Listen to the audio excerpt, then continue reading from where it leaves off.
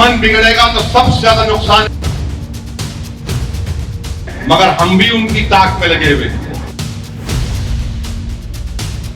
ہم بھی جانتے کون ہے وہ لوگ، کدھر کام کر رہے. ہمارے مجلس کے لوگ منہ سکا کے بیٹھے ہوئے کہ آپ کی جگہ ہے.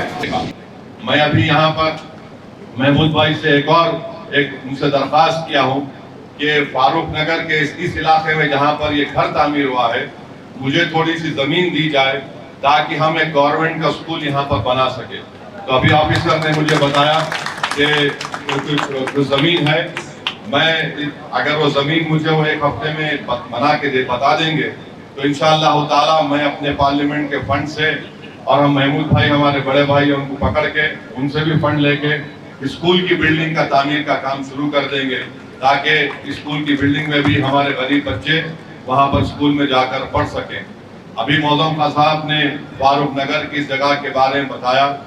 مجھے اچھی طرح یاد ہے کہ آج سے 6 سال پہلے ہماری ایک میٹنگ ہوئی تھی، محمود بھائی بھی اس میٹنگ میں تھے، چیف منسٹر بھی تھے. میں بولنا نہیں چاہ رہا ہوں، ایک کلیکٹر صاحبہ تھے جو اصرار کر رہے تھے کہ یہاں پر ہم 2 BHK نہیں بنا سکتے صاحب، اس لیے کہ فلک نما 5 اسٹار ہوٹل ہے. تو میری ذرا ان سے لفظی بحث ہو گئی ادب کے دائرے میں. میں نے کہا میڈم ہمارے کو 5 اسٹار ہوٹل سے مطلب نہیں ہے، ہم کو غریبوں سے بھی مطلب رہنا چاہیے.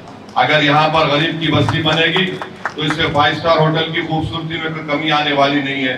تو فوراً چیف منسٹر کے چندر شیکھر میرے کو سے پوچھا اسد بھائی وہاں پر زمین ہے؟ میں بولا صاحب پہاڑ ہے، اوپر پیلیس ہوٹل ہے، مگر نیچے برسوں سے یہاں پر ایک آبادی ہے، فاروق نگر، فاطمہ نگر، کبیر نگر، ہینڈیکیپ کالونی. یہاں پر یہ گورنمنٹ لینڈ ہے اور صرف پیلیس کے نام پر آپ غریبوں کو گھر سے محروم نہیں کر سکتے. تو چیف منسٹر کے چندر شیکھر راؤ نے 6 سال پہلے کہا کہ نہیں جو وہاں کے MP صاحب بول رہے امیڈیٹلی آپ ایکشن لو. اور میرے سامنے چیف منسٹر اس وقت اس محترمہ کو بولے کہ جائیے اور فوراً اس کا کام شروع کریے. ہاں میں اس بات کا اقرار کرتا ہوں کہ یہ کام مکمل ہونے میں تھوڑا وقت لگا، بہت وقت لگا. میں اس کا اقرار کرتا ہوں، اس میں بہت سی چیزیں ہیں جو ہم عوامی طور پر نہیں بتا سکتے. ہمارا مقصد کیا تھا کہ یہ بن جائے تاکہ غریبوں کو مل سکے. اور انشاءاللہ تعالی آج 500 ہو گئے اور 300 کے نام باقی ہے. ہم کلیکٹر صاحب سے آپ سے ریکویسٹ کریں گے کہ صاحب تھوڑا آپ یہاں پر فاروق نگر، فاطمہ نگر کے اور غریبوں کو، نائک بتا رہے تھے کہ آج 500 میں کتنے نام ہیں؟ 40 فاطمہ نگر، فاروق نگر کے اطراف کے اسی محلے کے لوگوں کو آج 40 لوگوں کو گھر مل رہا ہے. 300 میں بھی ہم کوشش کریں گے کہ زیادہ سے زیادہ تعداد میں غریبوں کو ملے. مگر یاد رکھیے ہر غریب کو ملنا ضروری ہے، مستحق لوگوں کو. ہمارا کام کوشش کرنا ہے.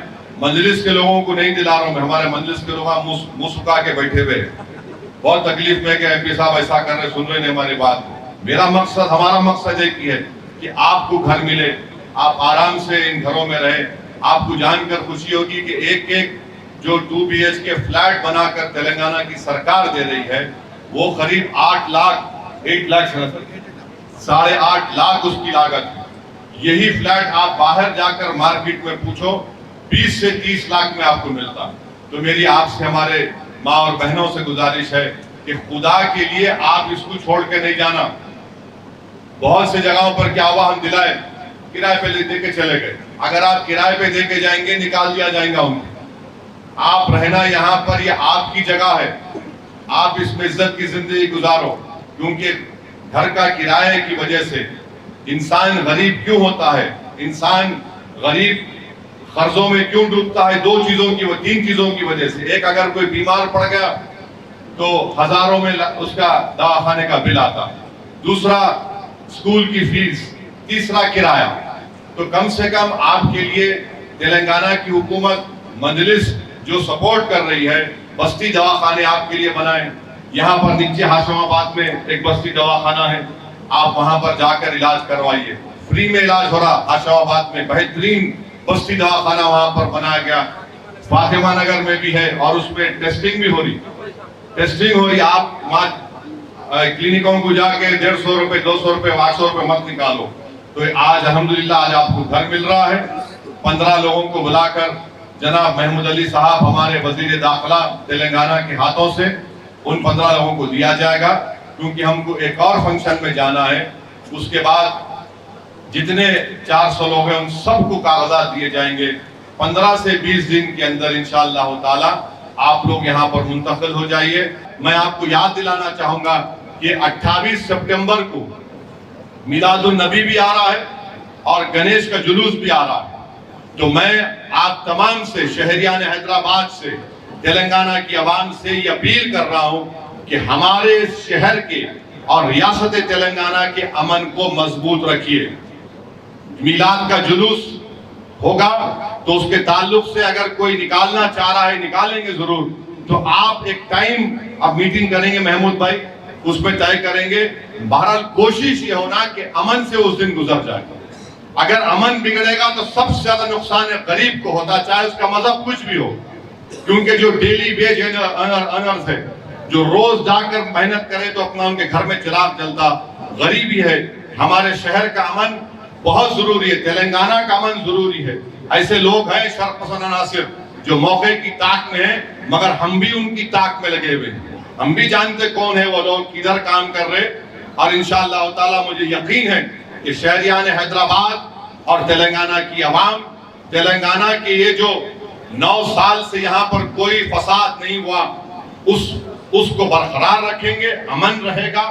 और हर हमारे हिंदू भाई अपना त्योहार अमन से मनाएंगे।